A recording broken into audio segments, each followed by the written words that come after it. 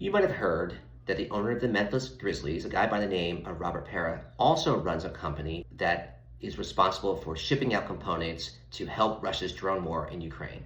It's worth breaking down the story a little more. So Robert Pera's company, Ubiquiti, provides radio bridge antenna, which provides connectivity for up to 18 miles. Now, why is this important?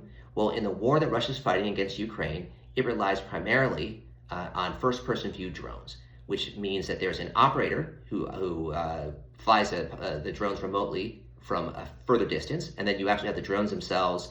And so these radio bridge antenna are critical for ensuring that there is continuous operations between the drone pilot and the drone itself. Now, there are other technologies available, such as Starlink, but unlike Starlink, which is subject to GPS spoofing and jamming, these radio bridge antenna are much more foolproof. And Ubiquiti's products are really top of the line. Reports are that something like 80% of all battlefield components, of all radio bridge antenna components used by Russia, by Russia's military, come from Ubiquiti. Now, Ubiquiti isn't the only company, American company, that is involved in sending off supplies of shipments that might be under sanction.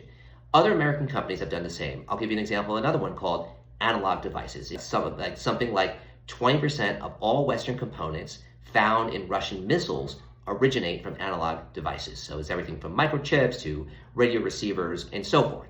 Now, this is a situation where the company doesn't directly sell its products to Russia, but it sells them through third-party intermediaries that then send these products over to Russia for production in Russian missiles. The company claims that it knows nothing about this, and yet the end result is that a significant portion, worth hundreds of millions of dollars, of its products are found in weapons, similar to the fact that a significant portion, worth hundreds of millions of dollars for Ubiquiti, its products are also found on the battlefield with the Russian military. And when it comes to sanctions, both items, both Analog Devices items, as well as Ubiquiti's radio bridge antenna, are sanctioned under the common high priority list, a grouping that the U.S. and its allies have put together to list different items that are banned from being exported to Russia because of its war.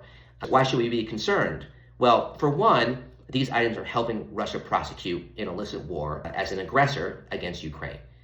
Even more damaging is that many of these drones being used in the war are directly targeting civilians for what are allegations of crimes against humanity. And so you can make a very strong causal link between these devices powering drones that are then striking civilians and leading to irreparable harm, all completely in violation of international law.